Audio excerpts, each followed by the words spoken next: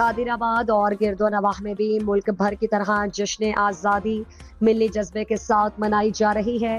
اس موقع پر ہر سال کی طرح شاہین ویلفیئر سوسائٹی رجسٹرڈ کے زیر انتظام سائیکل ریس اور پیدل ریس کا بندوبست کیا گیا، جس میں بچوں اور نوجوانوں نے بھرپور حصہ لیا۔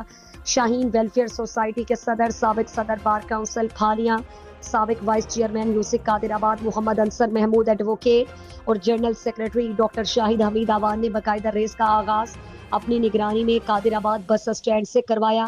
سابق صدر بار کونسل پھالیاں کا کہنا تھا کہ جشن آزادی ملی جذبے سے منانا زندہ قوموں کی علامت ہے۔ ہمیں آزادی کے دن اللہ تعالیٰ کا شکر ادا کرنا چاہیے کہ ہم آزاد فضا میں سانس لے رہے ہیں اور اپنے آباء و اجداد کی قربانیوں کو یاد رکھتے ہیں۔ اپنے پیارے پاکستان کی ترقی میں انفرادی طور پر اور اجتماعی طور پر بھی بھرپور حصہ لینا چاہیے اور پاکستان جس مقصد کے لیے بنا تھا اس کو ہمیشہ یاد رکھنا چاہیے۔ اس کی تعمیر و ترقی میں ہر فرد کو اپنا کردار ادا کرنا فرض سمجھنا چاہیے۔ سائیکل ریس جیتنے والوں کی حوصلہ افزائی کے لیے نقد انعامات سے نوازا گیا۔